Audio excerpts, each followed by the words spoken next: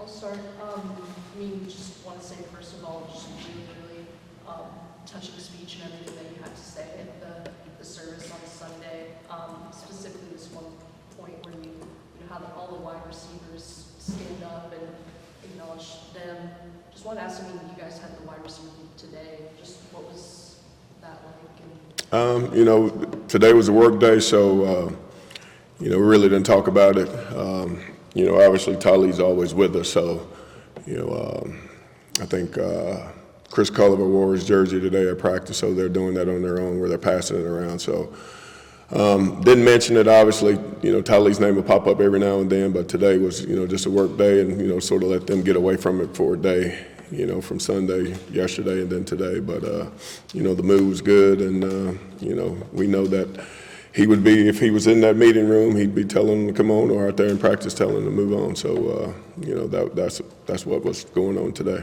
What are the first few things that come to mind when someone says Tylee Craft's name? Just a great young man, and, a person that, gave everything he had for the last 2.5 years. Quiet, self-motivated, wanted to work, wanted to please, just a tremendous person to where he understood what he needed to do and how to do it and how to carry himself. So, you couldn't ask for anything else. I mean, he had a plan and he had a vision on what he thought his college life should be. Come here, get his degree, which he accomplished, and have a chance to play big-time college football. Can you take us through your relationship with him the last 2.5 years, really, since he was diagnosed, but maybe more so the last year leading up to here recently, just kind of how your relationship grew, and what were some of the things that you guys kind of talked about or did that maybe wasn't football related? Always letting him know that I was there for him, and myself and my wife, and just being able to, see him work every day, motivated me, and I would use that with our guys, and Tylee would go take chemo and radiation, and then, be at meetings. Tylee would go to class, be mad when he didn't, he was late from going to, get his treatment, being late to having to go take an exam. We talked about a lot of things as far as, just he's a Jets fan, I'm a Steelers fan, those things, and just letting him know that, I was there for him all the time. He never really, we never really talked about the disease, because you didn't know. If you didn't know he had it, you wouldn't know he had it. So it was one of those things to where, I'd always check on him, see him, you good? Yes, sir, I'm good. Anything you need, no. I'll see you at practice. Coach, I won't be here at practice this morning. So, it was I didn't treat him any differently, in that aspect of it, because I wanted him to feel like, he was part of the team, but no different than any of the rest of them. So, it wasn't one of those things where we, talked about it, a lot. Is there something specific that Tylee said to you in your all's relationship, or something that's special that stands out that you'll always kind of remember? Just for me to be myself with the guys, and sometimes I feel like I could be a little strong on them. He's like, oh, no, coach, they need it. We need it. So, I would get some confirmation sometimes when like, you think I was too hard on him today? He's like, no, coach. So, he was a good person to ask those questions because, he knew how I am, and he knows how I am, and as far as, what I expect in practice and those things. So I'd be like, Tylee, was I too hard on him today? He's like, no. I just want to let y'all know also Coach Elliott, at the University of Virginia has approved to, for his guys to wear the 13 on the back of the helmet. So that's, really, yes, really special for them to do, especially what, they went through a couple years ago. That's just really quick. I mean, is that something that you discussed, or did somebody kind of push for that, or like how did that come? That would be a Jeremy question. They reached out to our equipment people to see if they could get a bunch of stickers and whatnot. And so obviously that was assured. And then we just found out that it was all good, so I wanted to let Lonnie tell me all. It's cool. Yeah. Lonnie, at the end, when it wasn't looking good for Tylee, and you all were going over to see him, I guess as much as you could while you're still trying to be ready to play football games. Like, what types of things were y'all talking about then? Was it any different than what you all normally talk about? Were there certain things you were wanting to tell him, knowing that it might be the end? No different. I mean, because, he was around a lot. So, it was no different when, they admitted him to the hospital, that, I don't know, a couple weeks ago. There was no different than, besides going over there, checking on him, messing with him, joking, just to, keep his spirits up. And, the thing for him was, even though he was, lying there in the bed, it was, he was still Tylee. I told him the Jets were going to lose to the Steelers, which they did. Right, I was gonna say, yeah, right. Yeah, and, I know he knows that, but, no different, for the guys. We just wanted to make sure that, that he was, comforted by people that loved him. And, the guys love him, this community loves him, the world loves him, all the news that covered, what he meant for this school and what the school meant for him, making sure that he received the things that he needed and his mom received it, the things that she needed for the family. And, as corny as it sounds, this, college is 4 years, but, if you're at the right places, the 4 years turned into 40. And, that's one of the things that we told him.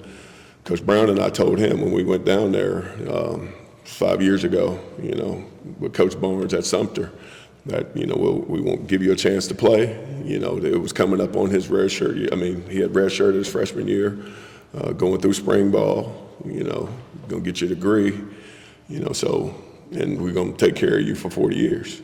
I mean, and that's what, after he got sick, the people around this community, around this university, with Coach Brown's push, took care of him. Miss Sally, my wife, took care of him and his family to where they knew that no matter what, that they would be taken care of. And that's what you want when you're, sending your child off to college. It's the football game. Football games are important. But at the end of the day, who are you sending your child to? And we showed that family that we would take care of him. We'd take care of them all. But, in this time, it really allowed us to show what decisions you make in picking universities are decisions that you need to make them for, the right reasons to go to that university. And obviously, football is a part of it, but, who am I going to, leave my son to take care of him? Lonnie, what does it mean to you that now, for years and years, UNC football players, whenever they pass by the nutrition room, they're going to see Tylee's name, they're going to learn about him from the plaque that's going to be put up there? Just, the hard work that, he strived to do while he was here, the way he carried himself around the university, the dedication, motivation that he gave us all. He was a kid to where, he would do just about anything that he could do to, help us, help the room, help the team, by just carrying himself as a 23-year-old man that dealing with something that he knew he had other things to do, his chemo, his treatment, his classwork, so being able to separate his distractions, which were huge distractions, to be able to accomplish his goals that he set out, and that was to get his degree. Lonnie, you talked a little bit about what it was like, having him, around him in the field, kind of talking with him, practice, things like that. Obviously, he became a student coach, I think it was like in July. Mm-hmm. He had been in practice and things like that already, but what was he like as a coach? Like, what was it like with him kind of interacting with those other receivers as they going through drills? I mean, Tylee would always, give his opinion to him, dip your shoulder, use your hands, wrong step, those things. So, they respected him and, we always look for him, on game days, we do a couple little drills and, the very last one, he would be on, as the defender, making them use their hands and stuff like that. So, he would have been a good coach. He would have been a real good coach. What's just the biggest thing that you took from him in terms of life lessons or just leadership lessons that you apply as a coach? I mean, there's a lot, Tylee's, impressions that he left upon me was, always go out and work hard, no matter what. And, try to find the right answers for the guys. Be the leader, for the room, and, pushing, them pushing themselves, them pushing me to make sure I'm on top of my game. So, and then being able to handle, distractions. Being able to handle distractions, because he did. I mean, he handled a huge distraction, and with sports, you're in the football building for 2.5 hours, or come back for meetings, but then you got to go to class, and then you got families and stuff to deal with. But being able to separate, when it's time to go to work, it's time to go to work, and then knowing that, Tylee always knew. Once he left the football field, he had to go to class. He had to do his treatment. He knew that distraction was there, so he could put it in situations to where, for me using it with my guys, hey, we're at practice. Make sure we're focused on practice, and that's what has helped me in helping the guys be able to deal with, being able to do all the things that you want to do, the right way. Adam, last one. Thank you. Lonnie, how about Coach JJ?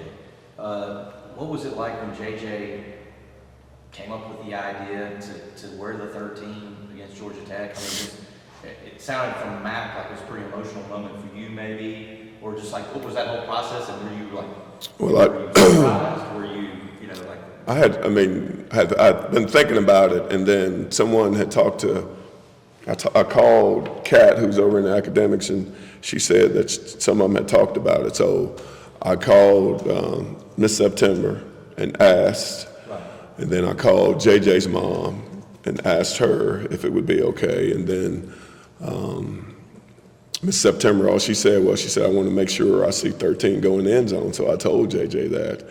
But, it was huge for him to be able to, do that for him to wear that jersey. And, it was great to see it go across the end zone, with his name on the back. So was that your idea? I had thought about it. Yeah. I mean, I didn't know who came up with the ideas. I mean, JJ wanted to. I just wanted to make sure it was clear and, ask Coach Brown if that was okay. And Coach Brown thought that would be great. And, because I didn't want to make one of them wear it. But they all wanted to do it. So I picked JJ because, JJ was the oldest and, being from South Carolina. And my sound like this because I got a cold, so. You sound great. All right. Do you guys wear it this week? To be determined. Oh, come on. We'll have the binoculars out.